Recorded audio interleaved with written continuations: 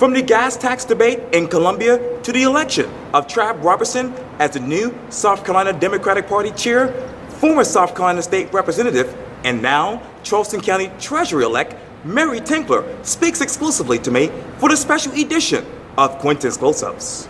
Mary, it is so good to see you. Good to see you as well. I appreciate this. Absolutely. Yeah, like you just mentioned a second ago, I haven't seen you since November. I know, it's been a while. Yeah, it has been. Catch me up with what's going on in your life. Well, a lot of exciting things in my life. Personally, I have just become a new aunt. Oh, yes. congratulations. And so I'm thrilled to have a little boy to love. His name is Alex, and he was born March 31st, so he's precious. Yes. And I am currently working with Charleston County. So they have allowed me to work with them directly, during this transition time before I'm sworn in July 1st. Right. So I have, had the pleasure of getting to meet the directors of the various departments throughout the county, Sure. mayors of the municipalities throughout Charleston, and we've got a pretty cool place to live. I mean, we've got a group of dedicated people who are working to make sure that Charleston County is the best that it can be. Let me turn to the top story. And obviously you know about this more than anybody. This is the following headline from the Post-Courier on April 29th. South Carolina Democrats select Trav Robertson as new party chair. The article from the Post-Courier says this: the Anderson native received 66% of the votes cast. Susan Smith of Pawleys Island finished second with 28% of the vote. Both were endorsed by the current and former political heavyweights. Conway native Cedric Blaine Spain finished in a distant third place, receiving 6% of the votes. Let me ask you this: 66% of the vote tells you what? Well, I think that it was clear that the delegates that were present on Saturday wanted Trav Robertson to be our next chair of the South Carolina Democratic Party. So, I think that initially I thought that it'd be actually a lot closer, particularly between Susan Smith and Trav. Susan is, an activist within the Democratic Party. She has been very supportive, particularly of women candidates throughout the state. And she is a real go-getter and has a lot of loyal supporters, which was also clear from Saturday.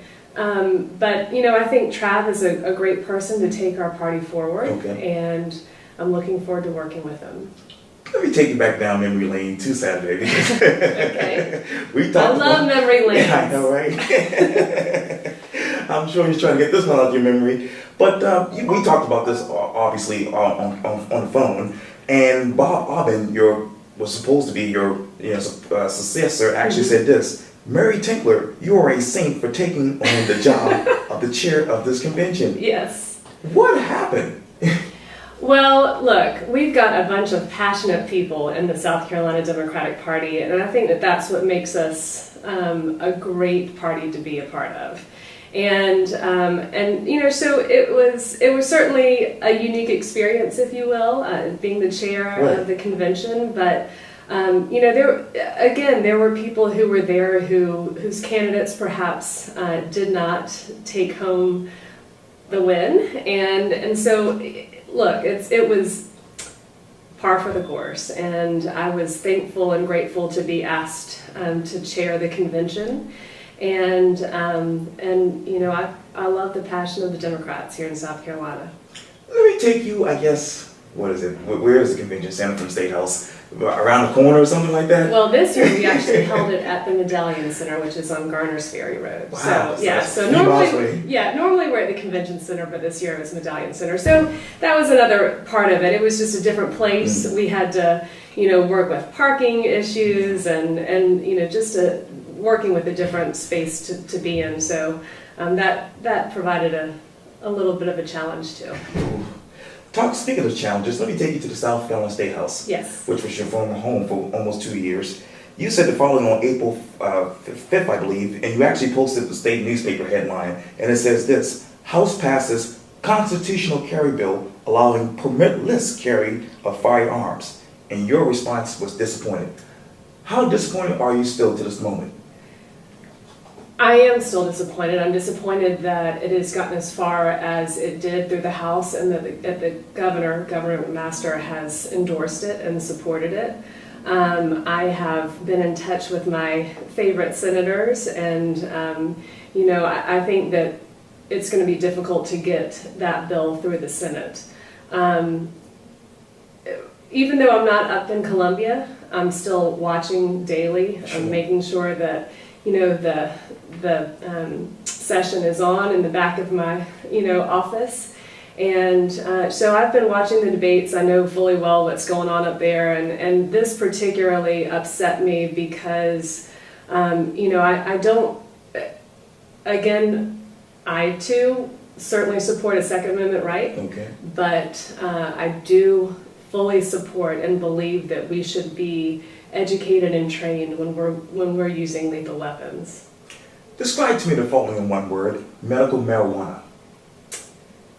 I think, oh dear, I guess one word. Don't go for it. Necessary. The gas tax. Oh gosh, more than one word. Go Ready for for it. it. Go for Ready for it. Okay. Again, necessary. Ooh. Ethics. Reform needed. If you were in the South Carolina House of Representatives right now as a state representative, what was that one particular bill that you would vote for right now?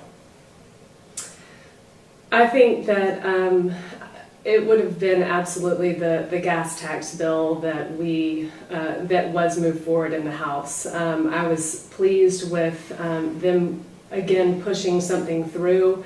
I'm glad that the Senate has come forward with a gas tax bill as well. And I say gas tax, certainly it is a gas tax, and there potentially will be an increase, but Okay. but truly, I mean, we're talking about semantics, and the fact is that we need to begin leveling out tax, not looking at it as an increase, but more as something that is again necessary and needed at this day and age, and has been for years. So it's time that we do that in South Carolina. Let me turn to something really good. This was posted on your Facebook page on April 8th, and the headline reads, "Lunch date with Governor O'Malley," meaning Yes. former Maryland Governor Martin O'Malley, who was Right. obviously a 2016 presidential candidate. When you sat down with him one-on-one, what was it like to be in his presence? Well, I think he's a great guy. I mean, I got to know him during the course of his presidential campaign. Okay. He's easy to talk to. I think he has a great vision. He did wonderful things for the state of Maryland when he was governor there. He did wonderful things for Baltimore when he was mayor. And so I think he, certainly has the ability to continue on and make great decisions and have a great vision for our country. Write the headline for me. Mary Tinkler will do what on July 1st? Get sworn in. And that's as far as I can go. Okay. Right? Okay. Well, this is interesting. Thank you so much for your time. I really appreciate it, Mary. Thank you, Quintin. It's always a pleasure to see you. Likewise.